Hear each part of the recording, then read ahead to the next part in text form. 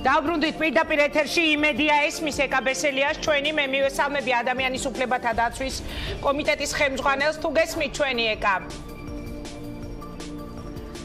შენი ხმა მესმის ეხლა ინგა იმით რომ ხვდები რა როგორ უნდა მომმართო თორე ცუდად მესმის ძალიან დიდი ბოდიში ვწუხარ ტექნიკური ხარვეზის გამო მე მინდა მოვისმინოთ თქვენი შეფასება NDI-ის მიერ დადებულ რეიტინგებთან დაკავშირებით ხომ არ ფიქრობთ ეკა რომ ხელისუფლებას ღიად და პირდაპირად ჩანს ესე შევაფასოთ დაუარდა რეიტინგი და ძალიან დაუარდა ეს რეიტინგი 2012 წლის არჩევნებთან შედარებით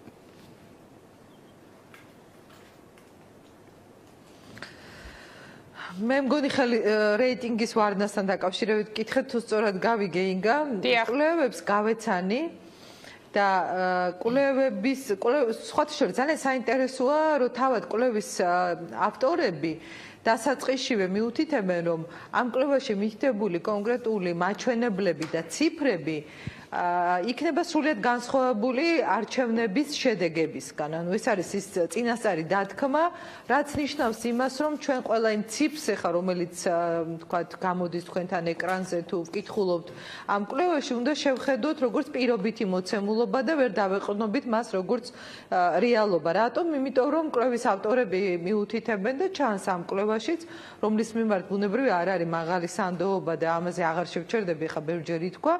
დაახლოებით 60%, 57%-ზე ცოტა მეტი არის ადამიანები, ანუ გამოკითხულთაგანი, ვინც არ ამბობს კონკრეტულად რომელ პოლიტიკურ პარტიას დაუჭერდა მხარს, ანუ გადაუწყვეტი. ანუ თქვენც 57%-ის იმედი გაქვთ როგორც სხვა პარტიებს.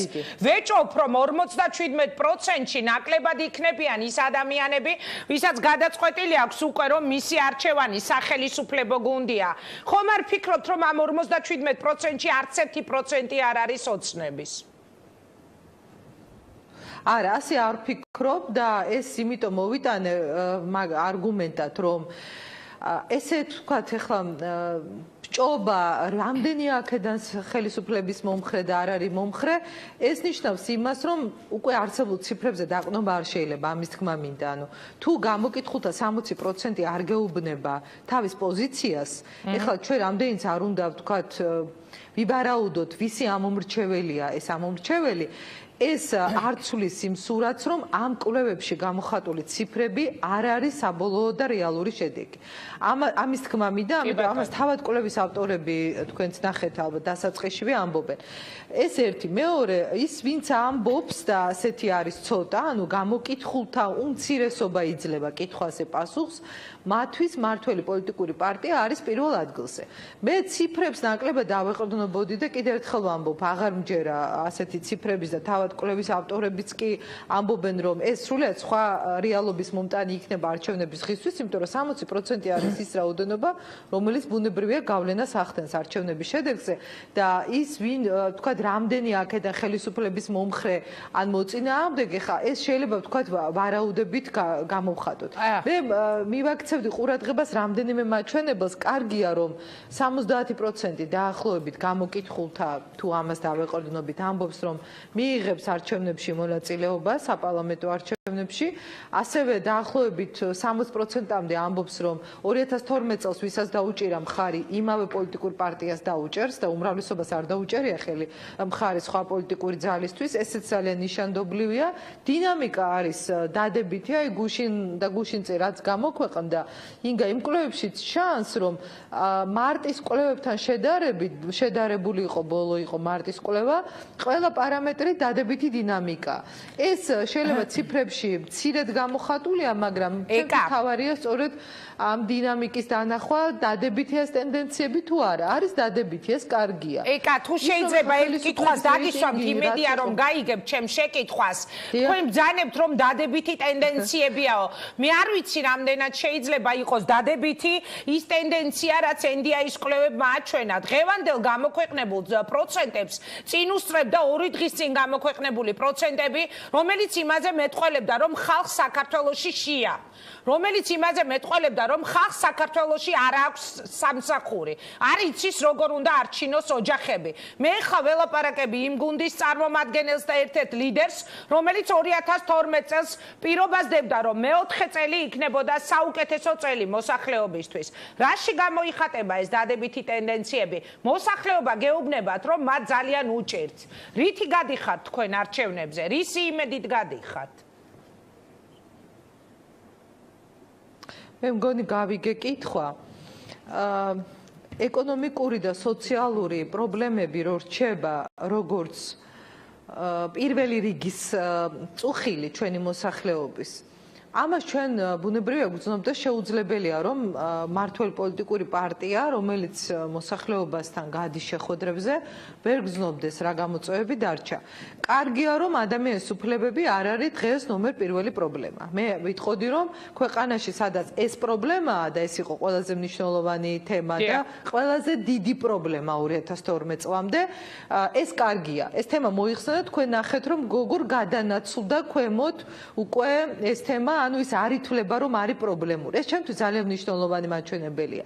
ადამიანის უფლებები, თავისუფლება, უსაფრთხოება, დაცულობის განცდა და ასე შემდეგ, როდესაც ამ ხრივ არ დგას ქვეყანაში, ესე ვთქვათ, მტკივნეული პრობლემები, ეს იმას ნიშნავს, რომ წინა პლანზე ყოველთვის წამოვა სოციალური და ეკონომიკური პრობლემა, დასაქმება, მეტი ოჯახი, რომელსაც ჭირდება შემწეობა, თავშესაფარი და ბევრი სხვა სოციალური საკითხის მოგვარება. ანუ კეთილდღეობა, რომელიც არის ჩვენი საარჩევნო კამპანიის ერთ-ერთი მთავარი სლოგანი თავისუფლებასთან ერთად და კეთილდღეობა არის ის, რასაც ჩვენი მოსახლეობა ელოდება. მე ვფიქრობ, რომ სწორედ ძალების მობილიზება და ხელისუფლების პრიორიტეტები, რომელიც ბოლო წლებში სწორედ ასე ლაგდება სოციალური მიმართულებით, რომ გაძლიერდეს მოქალაქეების ხარდაჭერა, ასევე უნდა გაგრძელდეს. რითი მივდივართ?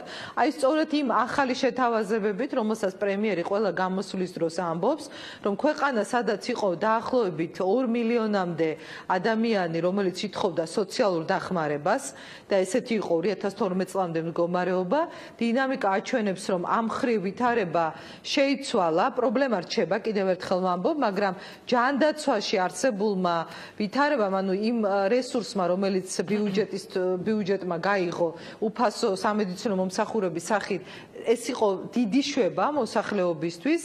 არის ახალი სოციალური პაკეტი და შეთავაზებული ახალი სოციალური მხარდაჭერა და ეკონომიკური, ესე ვთქვათ, ახალი პროექტები, რომელსაც მთავრობა და პრემიერი თავად უდგას სათავეში.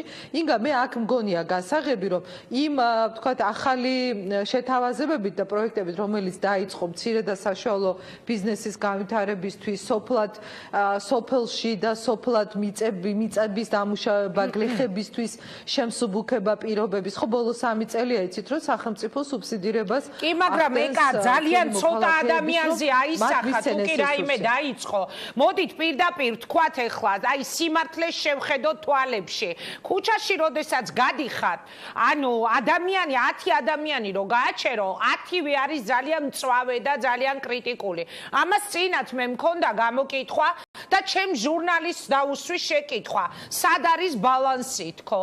და მან მითხრა, რომ აპატიე, მაგრამ მე ხელოვნურად ბალანსს ვერ შევქმნიდიო. ძალიან კრიტიკულია და ძალიან მწვავეა ხალხის დამოკიდებულება. როცა თქვენ საუბრობთ, რომ აი გაქვთ რაღაც შეთავაზებები, ეს შეიძლება გაქვთ, მაგრამ ხალხი ამას ხო ელოდა 4 წლის განმავლობაში. რატომ არ მოხდა ამდენი ხანი? ოდნავ მაინც რატომ ვერ იგრძნეს ადამიანებმა მათი ოჯახების კეთილდღეობა? არა, ვერ დაგეთანხმები, რომ ოდნავ მაინც ვერ იგრძნეს, იმიტომ რომ მე მითხარით ერთი პარამეტრი, რომელიც გაუარესდა 2012 წლის შემდეგ, რომელიც არ გაუმჯობესდა. ვერც ერთ პარამეტრს ვერ დაასახელებს. გნებავთ სოფლის ადამიანების ოჯახებში ეკონომიკური მდგომარეობა გაუმჯობესდა? არა, არა, გაუმჯობესების დინამიკა არის და არა გაუარესების, იმიტომ რომ 2012 წლამდე უფრო მდიდარი საქართველოს ჩვენ არ გვქონდა. ქონდა უღარიბესი ქვეყანა, სადაც მხოლოდ ერთი პოლიტიკური გუნდი იყო მდიდარი და ეს იყო ხელისუფლებაში მყოფი მართველი ძალა. ასე რომ ქვეყანაში დაძლევა უმძიმესი სოციალური პრობლემის სრულად ეს არის წარმოუდგენელი. ის რომ რჩება ეს პრობლემა, ეს ამერიკაში ნახეთ თქვენ ამერიკის შეერთებული შტატების გამოკითხვები. პირველ ადგილზე დასაქმებაა. ესეთი უმდიდრესი ქვეყანა, რომელიც დღეს სხვა ქვეყნებს ეხმარება, ნახეთ გერმანიაში, ნახეთ საფრანგეთში, ნახეთ სხვა ქვეყნებში, ყველაზე პირველი პრობლემები სახელდება იქ უსაფრთხოებასთან ერთად, სახელდება სწორედ დასაქმების და სოციალური პრობლემები. ეს ყველა ქვეყანაში ესეა, ინგა, ჩვენთვის კარგია ის, რომ ადამიანის უფლებებით არ იწყება ეს პრობლემები, იმიტომ რომ ადამიანის უფლებით იწყება ყველა სხვა უფლების თუმცა ადამიანის უფლებაა, რომ მან პური შეიტანოს თავის ოჯახში და როცა ყავს ორი ან მეტი შვილი ამ შვილებს განათლება მისცეს, ეს ერთ-ერთი ყველაზე მთავარი ადამიანის უფლება. და რა გავაკეთეთ და განათლებისთვის თუ ლაპარაკობ, ჩვენ დროს გახდა ბაღები უფასო, ჩვენ დროს გახდა ფაკულტეტების დიდი ნაწილი უფასო, ჩვენ პერიოდში დაიწყო სტუდენტებისთვის დაფინანსების ახალი პროექტი, რომელთაც ისინი საზღვარგარეთ მიდიან და სახელმწიფო უხდის მათ ფულს, სადოქტორო პროგრამები უფასო, სკოლაში უფასო სახელმძღვანელოები, უფასო ტრანსპორტირება, ახალი სკოლები, ეს ყველაფერი ჩვენ დროს კეთდება. ასე რომ თუ ლაპარაკობთ იმაზე, რა გაკეთდა, ძალიან ბევრი რამ გაკეთდა. კარგი, ეკა კიდევ ერთი კითხვა მინდა რომ და თუ არა, არ დასრულებულა ეს პროცესი. თქვენ მინდა კიდევ ერთი კითხვა დაგისვა და შემდეგ უკვე სხვა სტუმართან უნდა გადავინაცვლოთ. ანუ, როდესაც გამოკითხვების მიხედვით ადამიანები მთავარ პრობლემად ასახელებენ, რომ მათ არ აქვთ ფული, შიათ არ აქვთ სამსახური და ძალიან მძიმე მდგომარეობაში არის დიდი ნაწილი მოსახლეობის, ამ დროს ისინი ხელისუფლებისგან, ან ხელისუფლების სხვადასხვა შტოებისგან ისმენენ მხოლოდ ერთმანეთისთვის ლაფის შესხმას, უყურებენ მხოლოდ ერთმანეთისთვის ლაფის შესხმას, პრეზიდენტი მთავრობა, დეპუტატები, ვიცე-სპიკერი ალკოჰოლის დოზას უმოწმებს პრეზიდენტს, საკონსტიტუციო სასამართლოს თავმჯდომარე, თავდაცვის მინისტრი, იგივე პრეზიდენტი, მათზე შანტაჟზე, ზეწოლაზე საუბრობენ. რა ქვეყანა ვართ ჩვენ? ხალხი გამოკითხვებით მთავარ პრობლემებად ასახელებს, რომ მათ შეათ და რას თავაზობს ხელისუფლება თავისი სხვადასხვა განშტოებებით? ერთმანეთის ლანძღვას? ხო, ინგა, ამ კითხვაში, ამ ძალიან საინტერესო კითხვაში არის ბევრი გლობალური თემა და მე ვფიქრობ სისტემური საკითხები დასმული. მთლიანობაში რო შევხედოთ ვითარებას, დემოკრატიის კუთხით ვართ იმ ეტაპზე, როდესაც ხელისუფლების ყველა შტო არ არის როგორც ერთი ოჯახის წევრი და ერთ ხმაში არ საუბრობენ. დემოკრატიულ ქვეყნებზე თუ საუბრობთ, მიიჩნევა, რომ როდესაც პრეზიდენტი შეიძლება იყოს განსხვავებულ მოსაზრებაზე, თქვათ საკანონმდებლო ორგანოს სხვა პოზიციაზე და სასამართლო ღიად საუბრობდეს პრობლემებზე, ეს დემოკრატიის მაჩვენებელი უფროა თუ ავტორიტარიზმის მაჩვენებელია? ეს დემოკრატიის მაჩვენებელია, იმიტომ რომ მაშინ, როდესაც მარწუხების ქვეშ იყვნენ ყველანი, სასამართლოშიც თუ სხვა უწყებებშიც, ვერავინ ამაზე ვერ ლაპარაკობდა. ამიტომ თუ ლაპარაკობთ, ეს რა რისი მაჩვენებელია? იმისი, რომ თავისუფლების ის ხარისხია ქვეყანაში, როდესაც ის ადამიანები საუბრობენ პრობლემებზე, ვინც ვერ საუბრობდა, თორე თქვენ მაშინაც საუბრობდით, დღესაც საუბრობთ და ხვალაც ისაუბრობთ. მე იმ კატეგორიაზე არ მაქვს საუბარი, როგორიც თქვენ ხართ ინგა, რომელსაც არ ჭირდება ხელისუფლებისგან დადგენილი თავისუფლების საზღვრები, რომ ილაპარაკოს პრობლემებზე.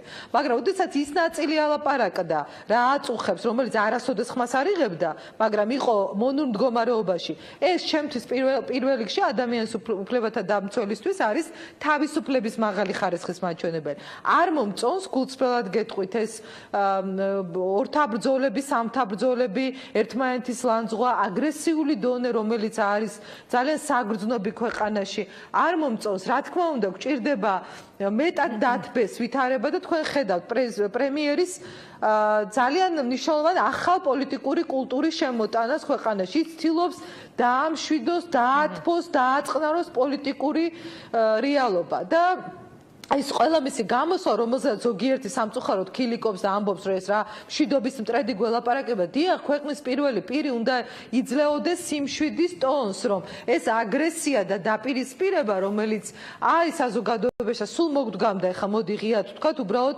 ვიღაცები ვერ ლაპარაკობდნენ, ვიღაცები ყოველთვის საუბრობდნენ ამაზე, ხო? ეს საგრძნობი არის, ეს არ არის კარგი, არის დამაზიანებელი ზოგადად ქვეყნის კეთილდღეობისთვის, ამიტომ პრემიერი ცდილობს ძალიან და მე მგონი მან შეძლო რომ დაგვანახა სწორედ ეს ახალი სტანდარტი, რომელთაც შესაძლებელია ოპონირება გავაგრძელოთ მშვიდად, ლანძღვის გარეშე, ვილაპარაკოთ პრობლემებზე ღიად, ვილაპარაკოთ იმაზე, რისი გადაწყვეტა შეგვიძლია და დღეს თავისუფლების ეს ხარისხი, რომელიც ქვეყანას აქვს და ყველაზე მნიშვნელოვანი ეს მგონია, მოაგვარებს სოციალურ პრობლემასაც, უპურობასაც, იმ მიუსაფარი ადამიანის პრობლემასაც, იმიტომ რომ ტენდენციებს ხო ხედავთ სახელმწიფო დანაბიჯებს გამს ადამიანის კეთილდღეობისთვის, ხო? და მე მგონი რომ ეს დასანახი არის ჩვენი მოქალაქეებისთვის, მიუხედავად ბევრი პრობლემისა, მე მაინც მგონია რომ ობიექტური სურათი მეტყველებს იმაზე, რომ ხელისუფლება მართლაც აკეთებს მაქსიმუმს იმისთვის, რომ ჩვენი მოქალაქეები ცხოვრობდნენ უკეთესად, ვიდრე ცხოვრობდნენ გუშინ. მადლობა ეკა, მე მინდა მადლობა გადაგიხადოთ და წარმატება მინდა გისურვოთ ადამიანის უფლებათა დაცვის კომიტეტის ხელმძღვანელი და ქართული ოცნების ერთ-ერთი ლიდერი საუბრობდა პირდაპირ ეთერში. მე უკვე გადმოვდივარ სტუდიაში, გუბა სანიკიძეს მივესალმები, ეროვნული ფორუმის ასევე ერთ-ერთი ლიდერი არის ჩვენთან. რა ტიპის ქვეყანაში აღმოჩნდით ჩვენ 4 წლის თავზე? ბატონო გუბა, ვიდრე რეიტინგებთან დაკავშირებით დაგისვამთ კითხვას, ეკა ასტრაზეც ვესაუბრებოდი, ის თემები მინდა რომ გავაგრძელოთ, ეს დემოკრატიის ნიშანია.